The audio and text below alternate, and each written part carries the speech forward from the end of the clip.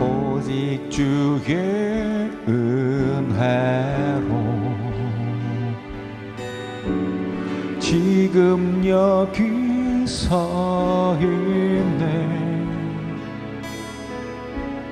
한없는 경배, 한없는 찬양, 내 영혼 예배 드리네.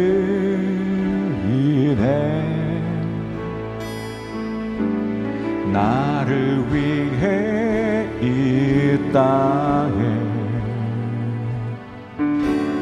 오신 주의 그 은혜, 십자가 고통 이기신 주님, 그 은혜 어찌 잊으리. 주의 은혜 날 채우시네. 주의 은혜 보게 하시네. 살아가는 동안 은혜로만 살리, 십자가 은혜로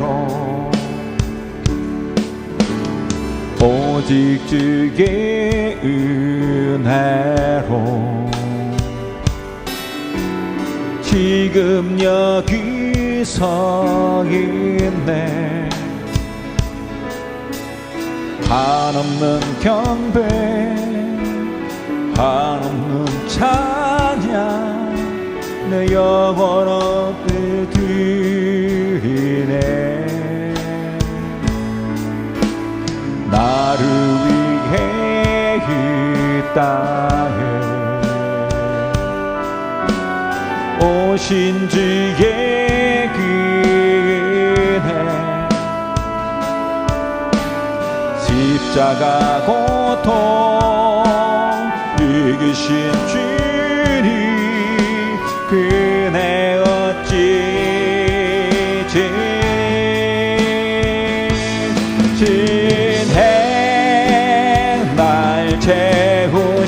채우시네. 주의 보게 하시네. 살아가는 동안 은혜로만 살리, 십자가 은혜로 주의 날 채우시네. 주의 보게 하시네. 살아가는 동안 은혜로만 살리, 십자가 은혜로 주의 날 채우시네. 주의 보게 하시네. 살아가는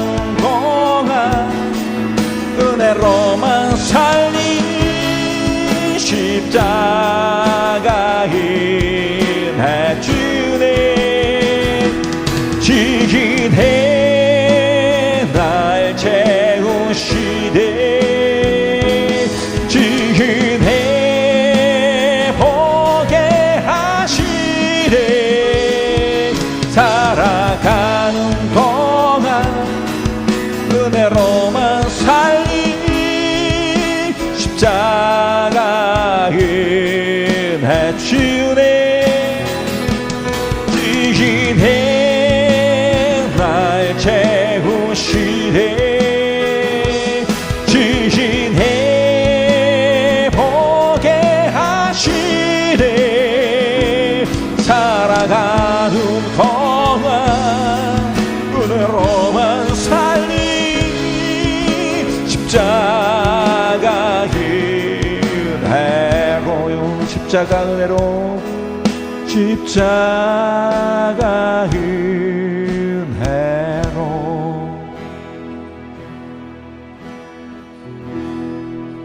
내 주 같은 분 없네 그 어루로 구도 내 생명 다하도록 주 얼굴만 보하리 내 주 같은 분 없네 그 어루로 구도 내 주 같은 분 없네 이 땅 위에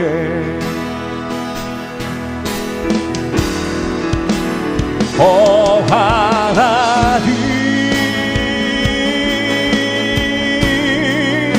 주 나의 모든 것 내 주 같은 분 없네 이 땅 위에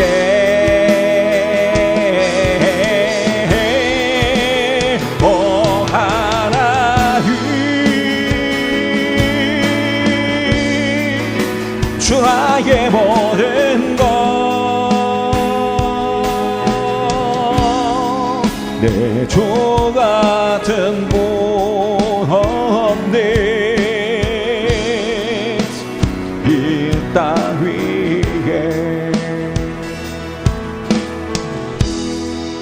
내 주 같은 분 없네 그 하루로 구도 내 생명 다하도록 주 얼굴만 보하리 내 주 같은 분 없네 그 하루로 구도 내 주 같은 분 없네 이 땅 위에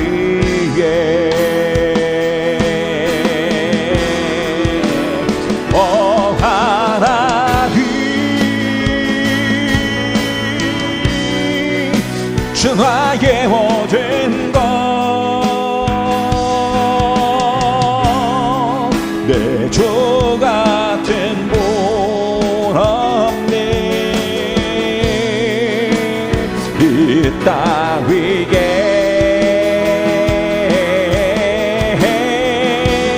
오 하나님 주 나의 모든 것 내 주 같은 분 없네 이 땅 위에 오 하나님 오 하나님 주 나의 모든 것 내 주 같은 분 없네 이 땅 위에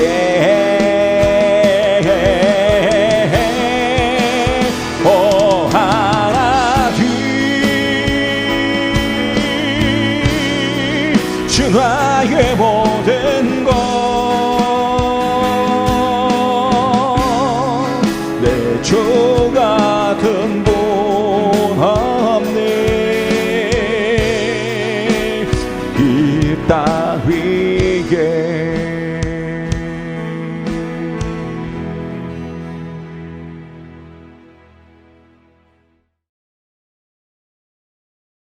예수 이름이 온 땅에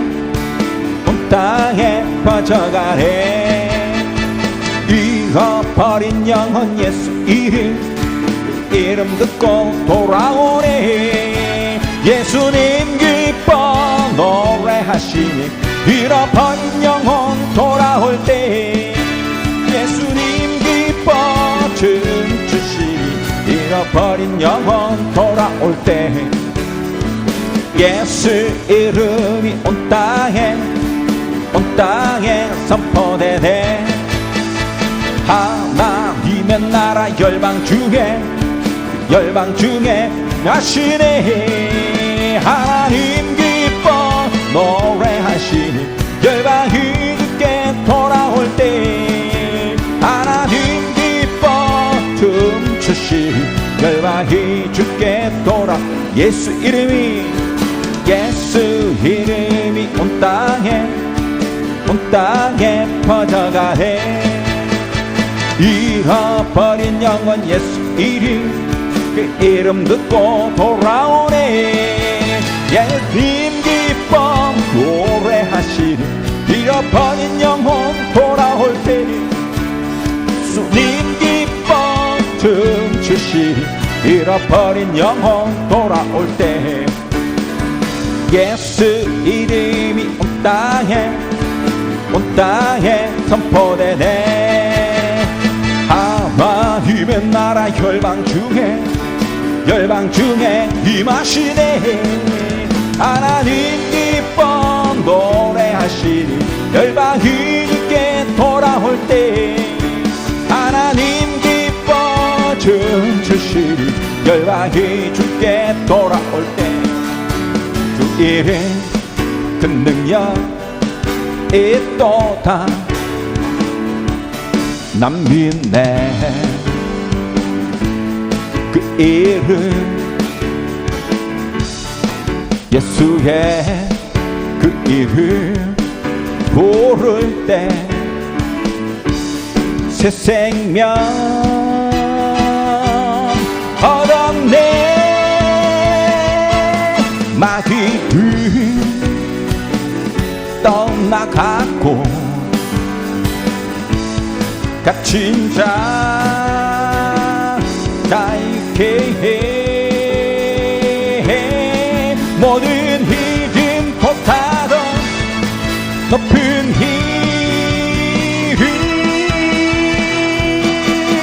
주의 예수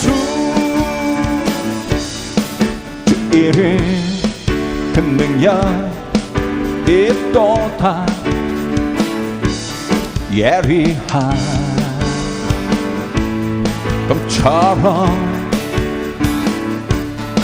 예수의 그 이름 외치며 일어나 나가세 원수는 주 발 앞에 무너져 떠나간대 모든 이름보다도 높은 이름 주의 예수 다시 한 번 더 주 이름 그 능력 있도다 난 믿네 그 이름 예수의 그 이름 부를 때 새 생명 얻었네. 마귀를 떠나가고 갇힌 자 자유케 해. 모든 이름보다도 높은 이름 주의 예수. 주 이름 그 능력이 또한 예리한 검처럼 예수의 그 이름 외치며 일어나 나가세. 원수들 주 발 앞에 무너져 떠나간대. 모든 이름보다도 높은 이름 주 예수. 주 다스리네. 주 다스리네. 주 다스리네. 온 땅 기뻐해. 온 땅 기뻐해. 온 땅 기뻐해. 만백성 기뻐하라. 주 다스리네. 주 다스리네.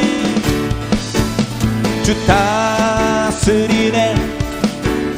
주 다스리네.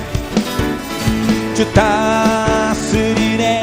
온 땅 기뻐해. 온 땅 기뻐해. 온 땅 기뻐해. 백성 기뻐하라. 주 다스리네. 주님 나라 임했네. 모든 적 불태우네. 악한 세력은 녹네. 주님의 임재 앞에. 주님의 임재 앞에. 주 다스리네. 주 다스리네. 주 다스리네. 온 땅 기뻐해. 온 땅 기뻐해. 온 땅 기뻐해. 만백성 기뻐하라. 주 다스리네.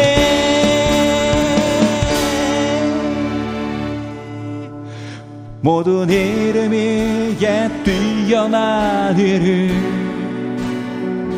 예수는 주. 예수는 주. 모든 무릎 꿇고 경배를 드리세.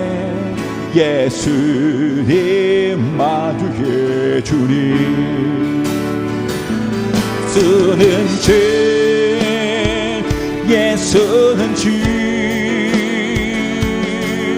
온 사람 모르라. 그곳 참 영광을 돌리세. 예수 예수. 예수는 주.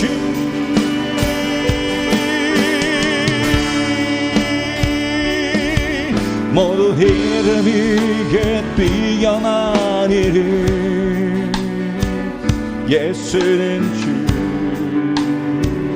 예수는 주. 모두 무릎 꿇고 경배를 드리세. 예수는 만유의 주님. 예수 예수는 죄,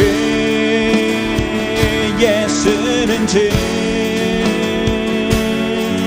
온 천하 만물 오라라. 그 거룩한 영광을 돌리세. 예수 예수는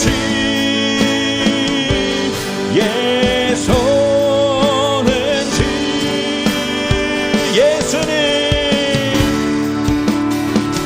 예수는 죄, 예수는 죄. 온 천하 만물 오라라. 그 호장 영광을 돌리세. 예수 예수는 주.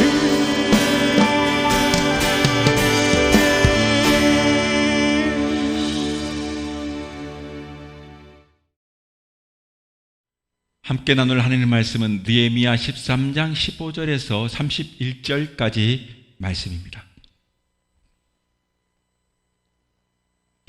그때 내가 본즉 유다에서 어떤 사람이 안식일에 술틀을 밟고 곡식단을 나귀에 실어 운반하며 포도와 무화과와 여러 가지 짐을 지고 안식일에 예루살렘에 들어와서 음식물을 팔기로 그날에 내가 경계하였고, 또 두로 사람이 예루살렘에 살며 물고기와 각양 물건을 가져다가 안식일에 예루살렘에서도 유다 자손에게 팔기로 내가 유다의 모든 귀인들을 꾸짖어 그들에게 이르기를 너희가 어찌 이 악을 행하여 안식일을 범하느냐?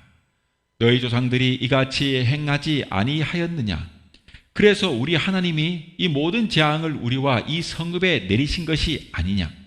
그럼에도 불구하고 너희가 안식일을 범하여 진노가 이스라엘에게 더욱 심하게 임하도록 하는도다 하고, 안식일 전 예루살렘 성문이 어두워갈 때에 내가 성문을 닫고 안식일이 지나기 전에는 열지 말라 하고, 나를 따르는 종자 몇을 성문마다 세워 안식일에는 아무 짐도 들어오지 못하게 하였으므로 장사꾼들과 각양 물건 파는 자들이 한두 번 예루살렘 성 밖에 잠으로 내가 그들에게 경계하여 이르기를 너희가 어찌하여 성 밑에서 자느냐?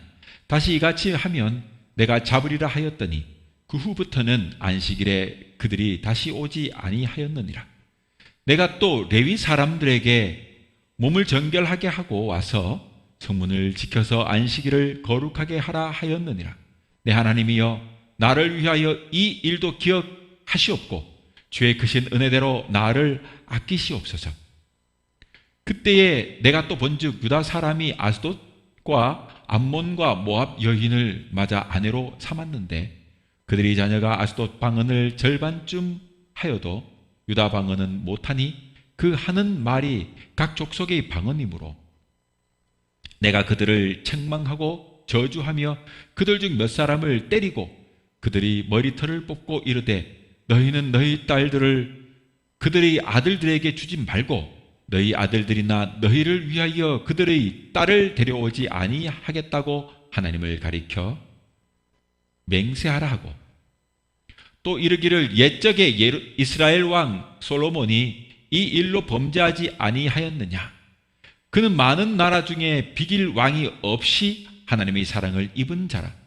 하나님이 그를 왕으로 삼아 온 이스라엘을 다스리게 하셨으나 이방 여인이 그를 범죄하게 하였나니 너희가 이방 여인을 아내로 맞아 이 모든 큰 악을 행하여 우리 하나님께 범죄하는 것을 우리가 어찌 용납하겠느냐? 대제사장 엘리야십의 손자 요다야의 아들 하나가 호론 사람 산발랏의 사위가 되었으므로 내가 쫓아내어 나를 떠나게 하였느니라. 내 하나님이여, 그들이 제사장 직분을 더럽히고 제사장의 직분과 레위 사람에 대한 언약을 어겼사오니 그들을 기억하옵소서. 내가 이와 같이 그들에게 이방 사람을 떠나게 하여 그들을 깨끗하게 하고 또 제사장과 레위 사람의 반열을 세워 각각 자기의 일을 맡게 하고 또 정한 기한에 나무와 처음 익은 것을 드리게 하였사오니 내 하나님이여 나를 기억하사 복을 주옵소서. 아멘.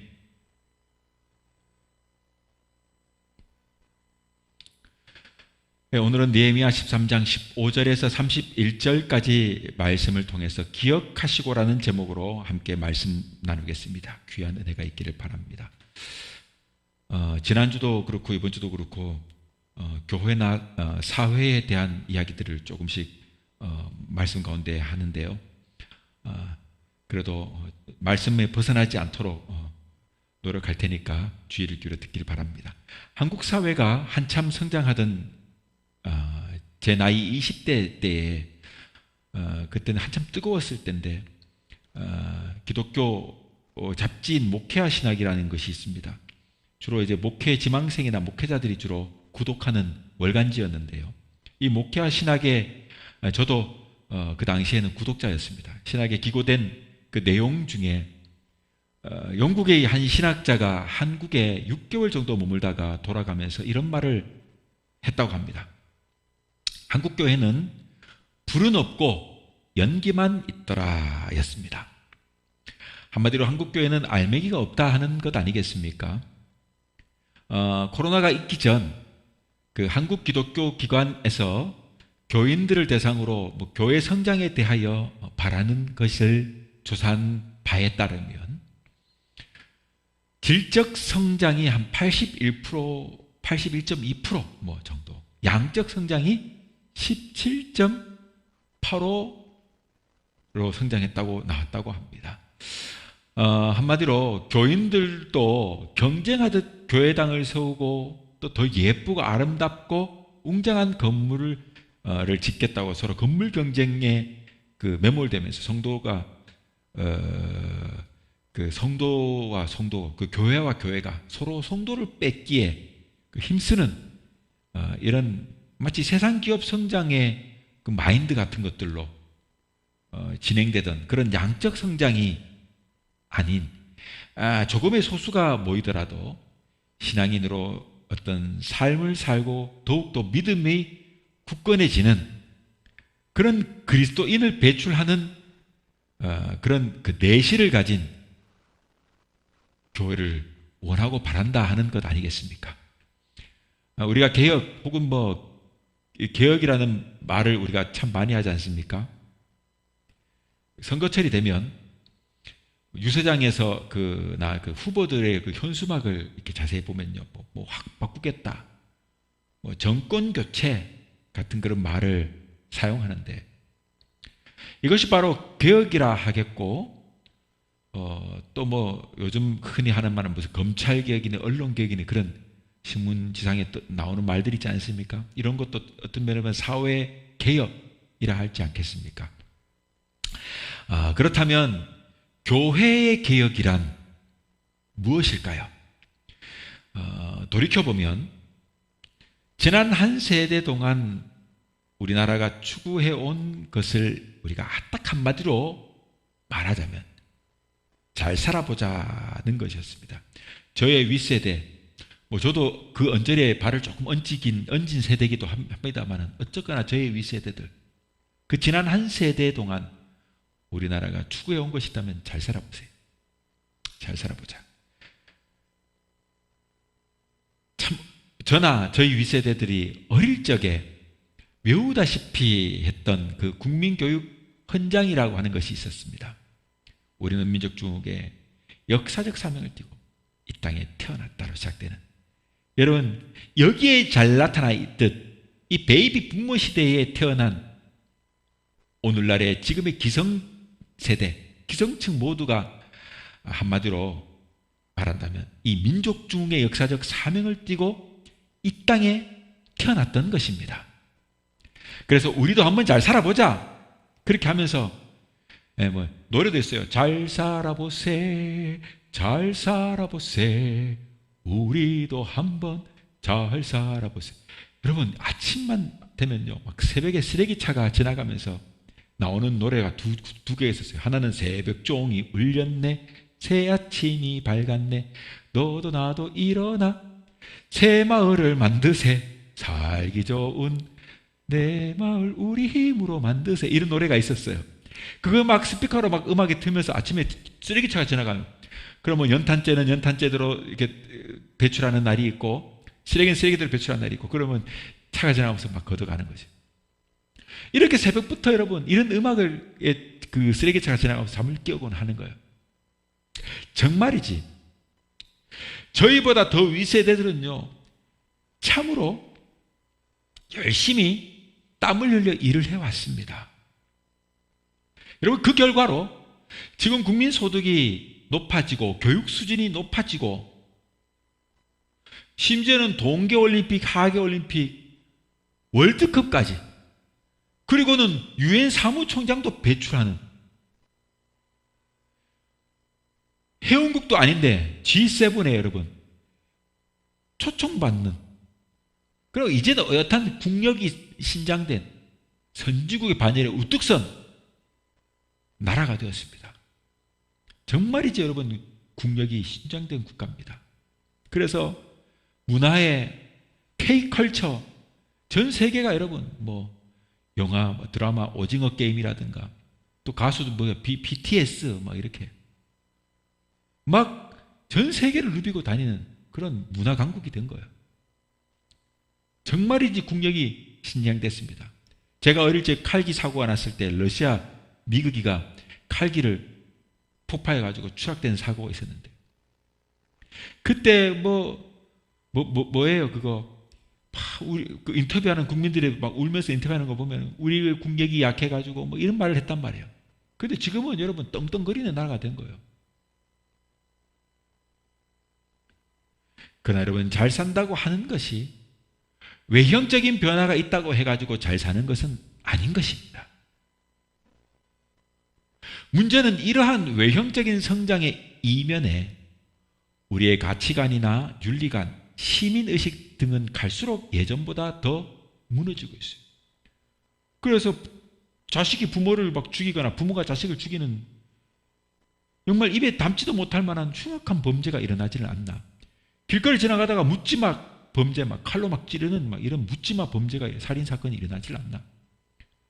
온갖 잔인한 방법으로 사람을 죽여 토막내는 살인범이 있질 않나. 정말 입에 담기도 무섭고 두려운 그런 강력 범죄가 여러분, 그 폐악성이 갈수록 높아가고, 온갖 범죄의 형태는요 더욱 대담해지고 고도화됩니다. 여러분, 사기도 얼마나 대단합니까? 보이스피싱도 이제는 막 고단수예요.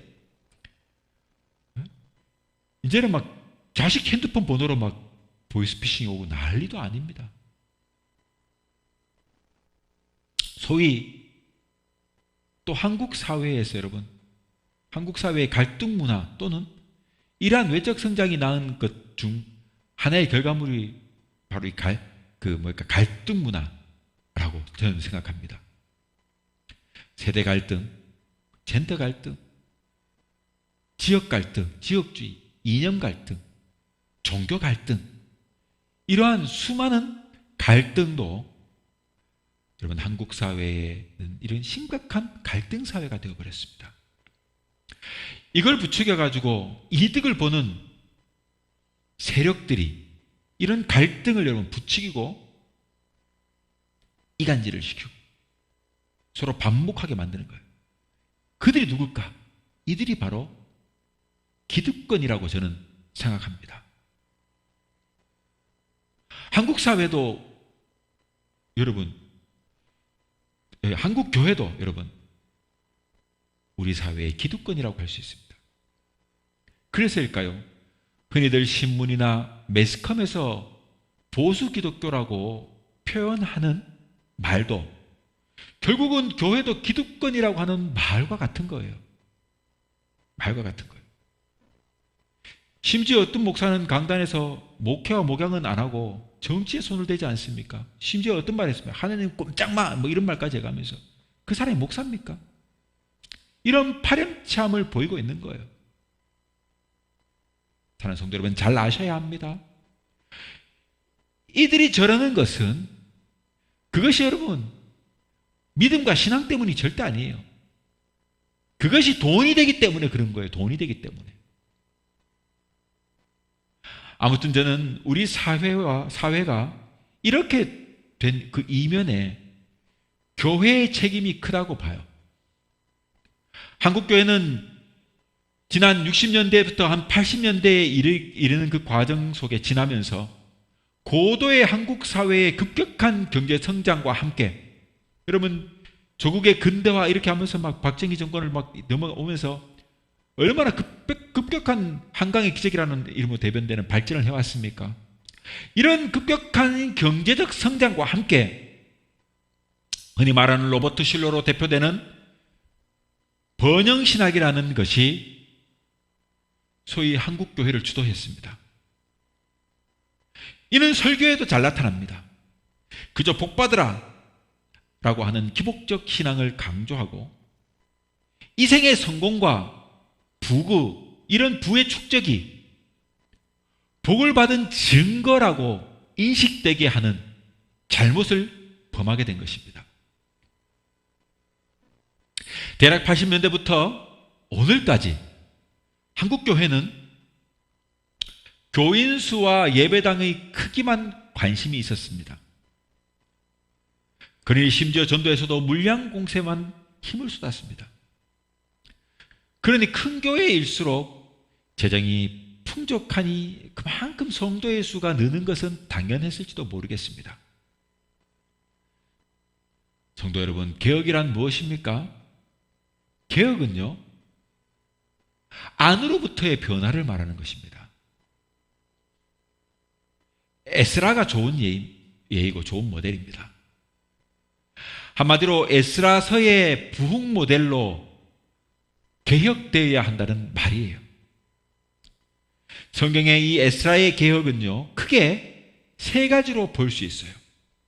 첫 번째는 말씀 운동입니다. 두 번째는 회개 운동이에요. 그리고 세 번째로는 성령의 역사예요. 이 모든 것을 뭐랍니까? 바로 이는 내적인 변화를 말하는 것입니다. 여러분, 열왕기서나 역대하성에 나오는 이런 이스라엘의 열왕들의 이야기들 보지 않습니까? 유다나 이스라엘 열왕들의 이야기들. 거기에 보면 히스기야나 요시아와 같은 왕의 경우에도 이러한 내적인 변화 운동이 있었어요. 특히 요시아 왕의 개혁은요, 성전에서 율법책이 발견하면서부터 시작됩니다. 요시아는 사관의 율법을 읽는 순간 슬픔과 놀람의 표현으로 자기의 옷을 찢었어요. 말씀을 듣는 순간 너무너무 감격하면서, 그리고 자기의 잘못을 마치 거울 보듯이 보면서 그 말씀 속에서 옷을 찢은 겁니다. 왜냐하면 자기 조상들이 율법에 기록된 말씀대로 살아오지 못하였다는 것을 깨달았기 때문에 그래요. 여러분, 말씀은 귀로 듣는 때에 그 능력이 나타나는 것입니다. 사도 바울은 말씀합니다. 믿음은 들음에서 난다. 로마서 10장 17절에. 요시아는 이렇게 하나님의 말씀을 진지하게 들었지만 그 반대로 그 뒤를 이어서 왕이 되었던 요야김은요, 예레미야 36장을 보면 이렇게 하나님의 말씀을 읽는 족족 칼로 잘라가지고 화롯불에다 던져 태워버렸어요. 당시 왕과 신하들은 선지자를 통한 예언과 율법의 모든 말씀을 듣고도 두려워하거나 옷을 찢지 아니하였습니다. 하나님의 말씀은 그것을 듣는 자에게 여러분 개혁을 가져오는 거예요. 오늘 본문에 나오는 이 느헤미야는요, 아까 얘기했던 그 에스라와 동시대의 인물이에요. 오늘 저는 이 느헤미야를 한번 살펴보고자 하는 거예요. 이 느헤미야는요, 선지자도 아니에요. 그는 정치인이었습니다. 정치인이었어요. 그는 선지자나 제사장과 같은 종교 지도자가 아니었지만 신앙의 개혁을 강력하게 일으킨 인물입니다. 오늘 함께 읽은 본문 느헤미야서 13장에는 중요한 단어가 나오는데요. 기억하시고라고 하는 단어가 4번 나와요. 기억하시고. 우리가 함께 읽었던 본문 13장에. 첫 번째는 14절에 보면은 기억하시고가 나오는데, 당시 영적인 지도자들에 대하여 백성들이 제대로 물질적인 자원을 이렇게 막 헌물하거나 뭔가 이게 도와주는 그런 게 없었어요. 즉 오늘날로 말하자면 목회자가 교회의 목회자들에게 여러분 살아갈 수 있도록 여러분 지원을 해야 되는데 지원하지 않았다 이 말이에요. 당시 성전에서 일하는 레위 사람들이 받을 것을 제대로 받지 못하니까 먹고 살기가 힘들지 않겠습니까? 저희도 마찬가지, 저도 마찬가지 일을 하잖아요. 개척교회 하는 오늘날 한국교회 목사님들도 대부분 일을 해요.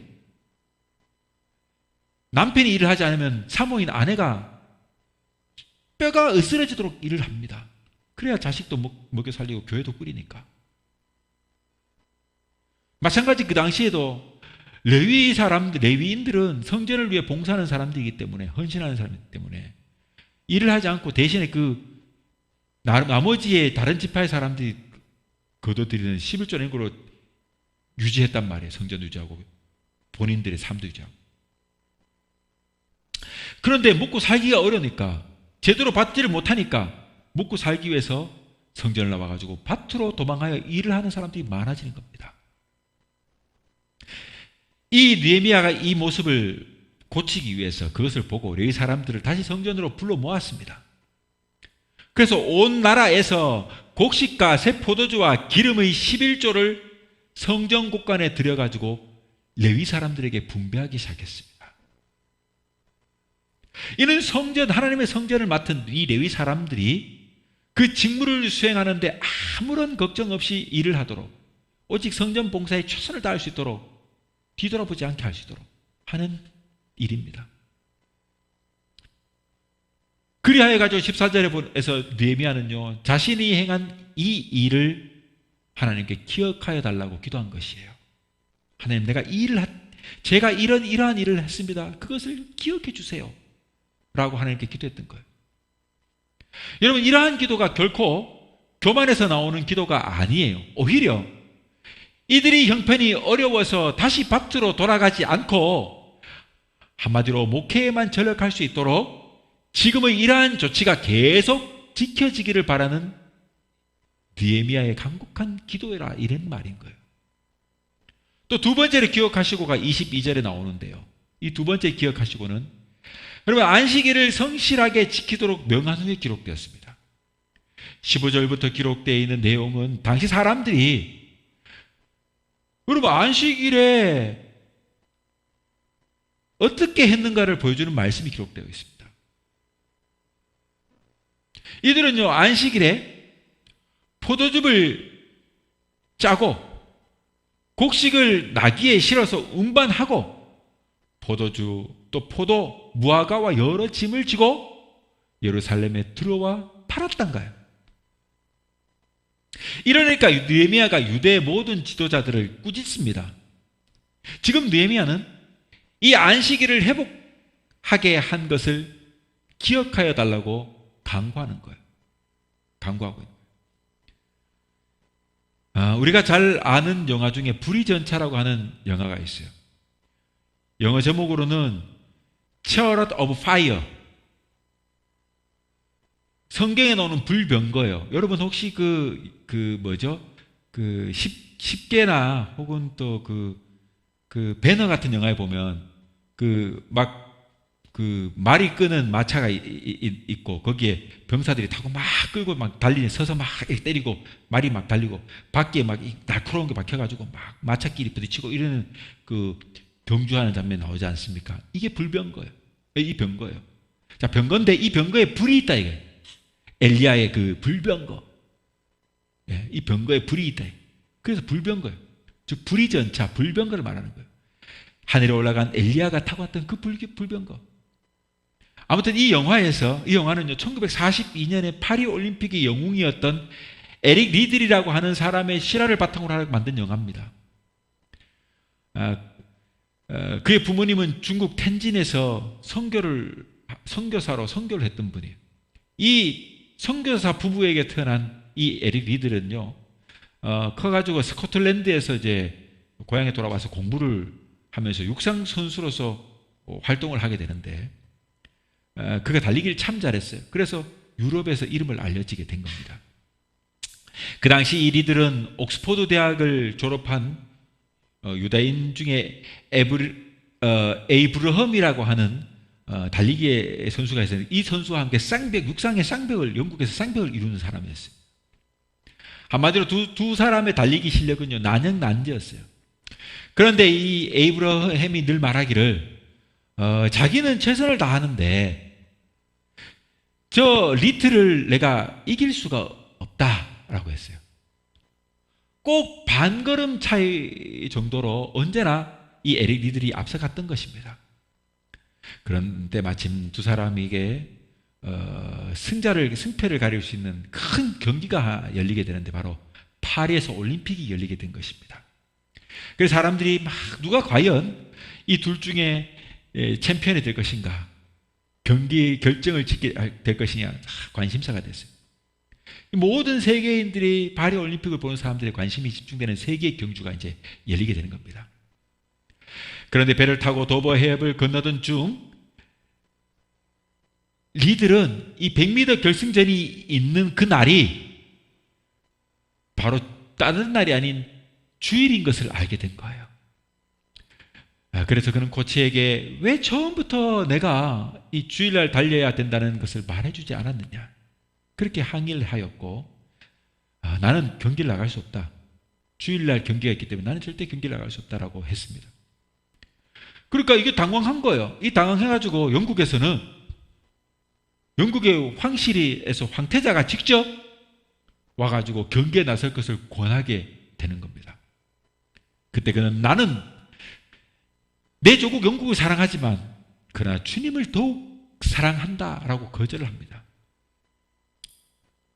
그리고 자신이 100m를 달려야 할 그 시간에 그는요, 그 도시에 있는 장로교회당에 가가지고 태평스럽게 예배를 드린 거예요. 경기를 나가지 않고. 출전하지 않았다. 불출전했다 이 말이에요.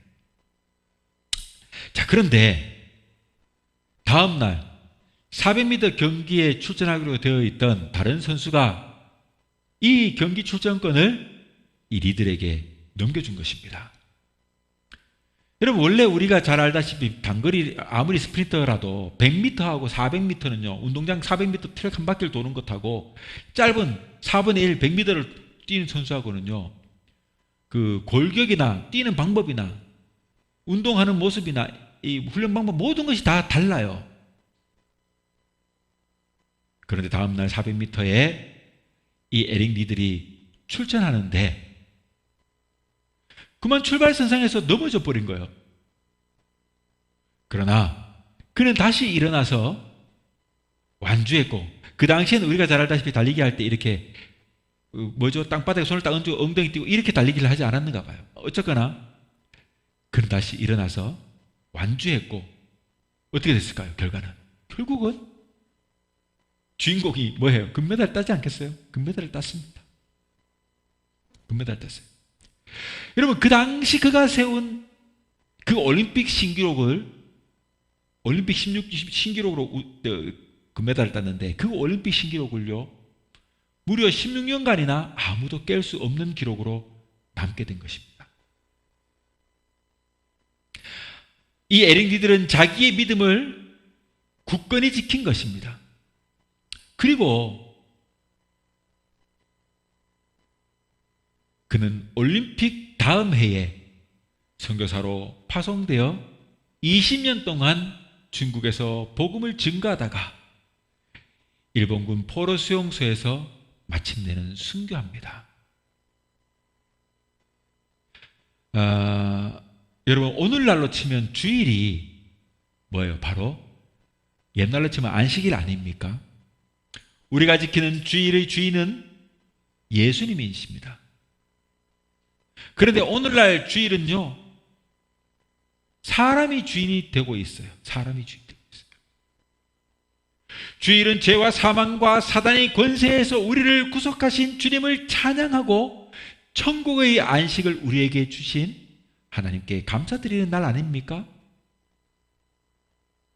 주일은요, 저 종교인들처럼 종교적 행위를 막 하는 그런 장식품이 아니라 이 말이에요.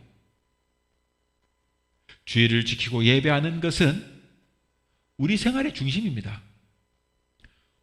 오다 가다 들리고 준비 없이 막 지키는 그런 날이 결코 아닌 거예요.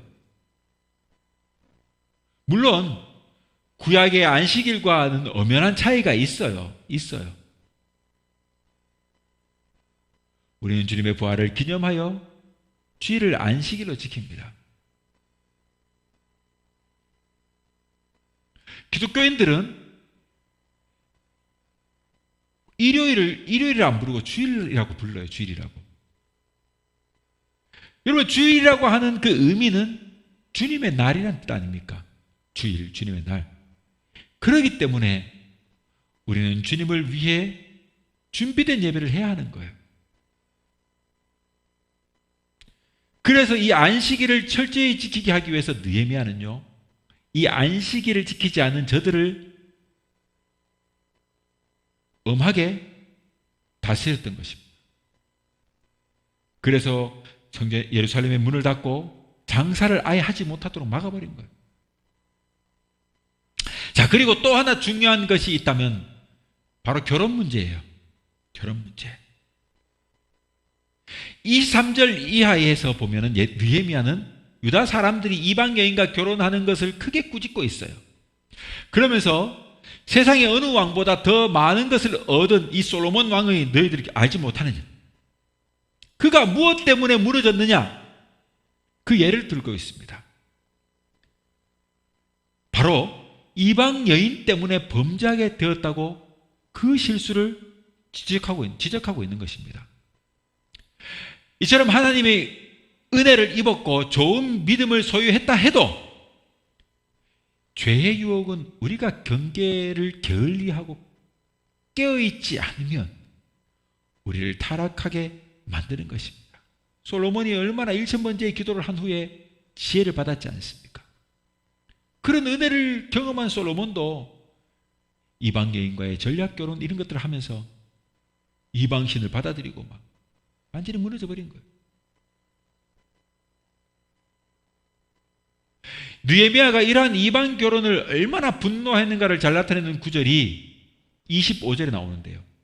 본문에서 그는 이들을 책망하고 저주하며 몇 사람을 때리고 심지어 머리털을 뽑기까지 하고 하나님의 이름으로 다시는 이런 이방 결혼을 하지 않겠다고 맹세하라고 시키기까지 합니다. 여러분, 이 결혼이 얼마나 중요합니까? 막 마음에 든다고 우리가 믿지 않는 사람과 결혼해가지고 그렇게 사는 얼마나 어려움에 처하는 사람들 많이 봐요. 요즘은 이혼율이 좀 높지 않습니까? 그렇게 해가지고 이 신앙관이 맞지 않아서 이혼하는 사례들이 참 많이 일어나요. 얼마나 어려운 상황에 처하는지 몰라요. 여러분, 심지어는 꾹꾹 참고 인내하며 살아가는 그런 부부들도 있는데요. 잘못된 그 불신자의 결혼 속에서. 그러니까 평생 그 사람은 그것이 기도 제목이 되기를 하는 거예요. 그러니 얼마나 살아가는 동안 갈등의 원인이 될까요? 한마디로 믿지 않는 사람과의 결혼을 하지 말라 하는 거예요. 불신자와의 결혼은 심지어 나의 신앙도 잃게 되기 쉽습니다. 성도 가정의 자녀와 짝을 이루는 것이 가장 큰 축복인 줄을 그러므로 우리가 알아야 합니다. 그리고 이제 마지막으로 28절 이하에 또 다른 한 가지 중요한 일이 기록되어 있는데 그것은 바로 대제사장 엘리야십이 제사장의 그 직분을 더럽히고 제사장과 레위 사람들에 대한 언약을 어겼기 때문에 저들을 위하여 간구하는 일이에요. 엘리야십은 여러분 앞부분에서 예루살렘 건축을 방해한 이방인 도비야를 성전의 한방에 거하게 했던 일이 있었습니다. 그것은 잘못된 일입니다. 느헤미야는 그 방에 있는 그 도비야의 물건을 모두 방 밖으로 내어 던졌습니다. 그리고 그 방을 정결케 하고 하나님 전에서 사용하는 기명과 소재물과 유향을 모두 그 방에 옮겨 놓았던 거예요. 제사장이 자기 직분을 더럽혔다는 것은 제사장으로의 그 위치를 지키지 못하였다는 것을 말하는 거예요. 느헤미야는 백성들의 잘못을 책망하는 것과는 달리 제사장과 레위 사람들에 대하여는 저들이 소행을 기억하소서라고 하나님께 기도합니다. 이렇게 느헤미야는요, 총독으로 이곳에 와가지고 52일 만에 성벽 재건을 다 끝냈습니다.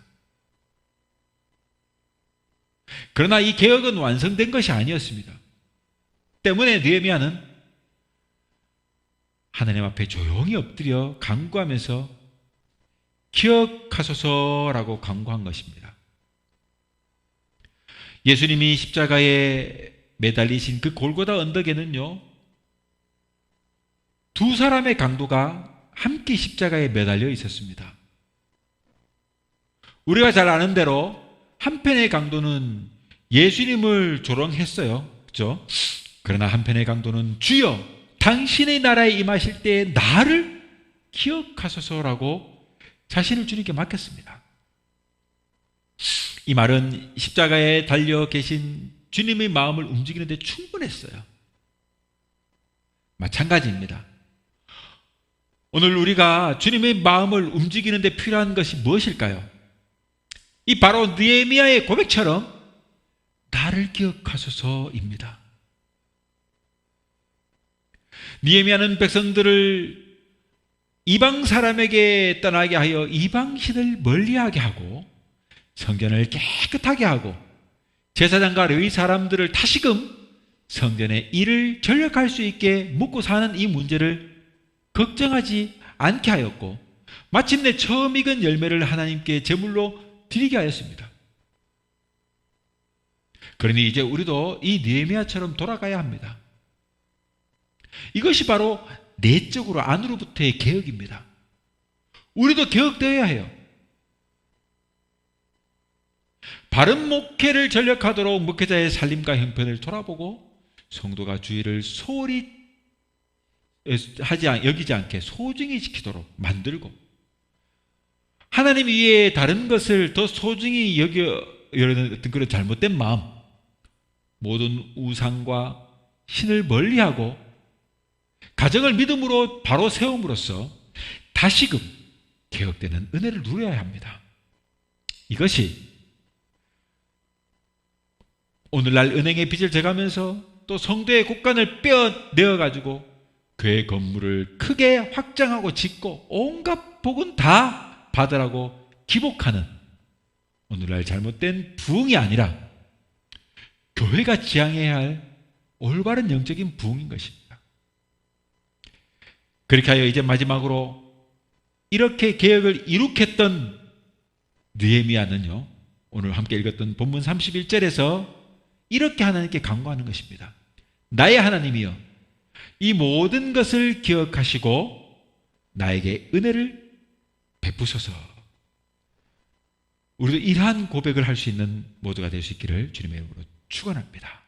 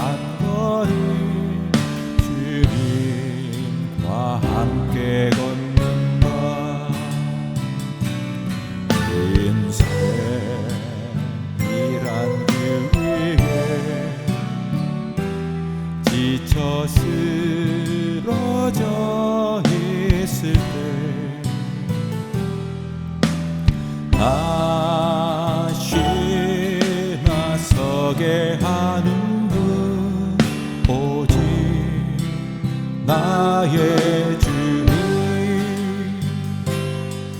주와 함께 했던 모든 순간을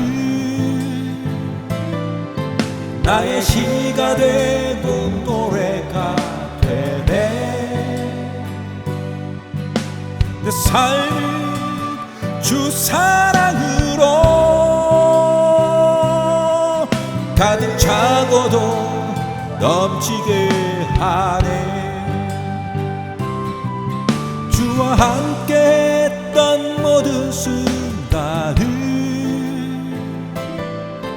나의 시가 되고 노래가 되네. 이토록 나 사랑하시니 오직 주밖에 누가 있으리.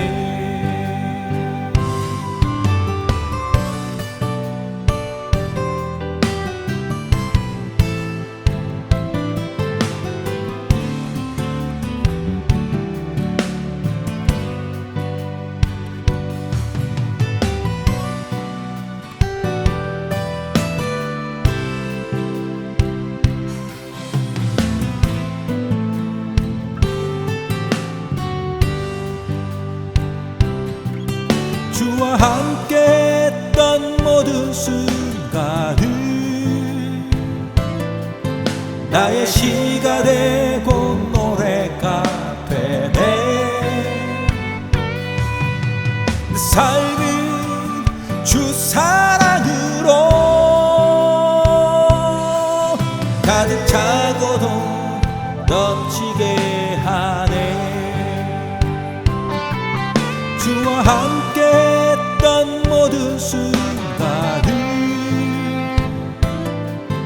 나의 시가 되고 노래가 되네.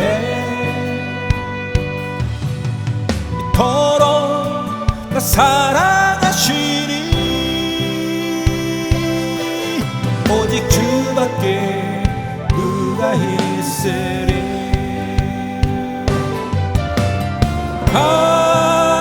강하고 담대하라. 두려워 말라. 너 어딜 가든지 함께 하리라. 나 사랑한단 말 참 좋도다. 참 좋은 나의 선한 친구. 주를 따르며 함께 걷는 길 가장 귀한 선물임을. 주와 함께 했던 모든 순간을 나의 시가 되고 노래가 되네. 내 삶은 주 사랑으로 가득 차고도 넘치게 하네. 주와 함께 했던 모든 순간을 나의 시가 되고 노래가 되네. 이토록 나 사랑하시니 오직 주밖에 누가 있으리.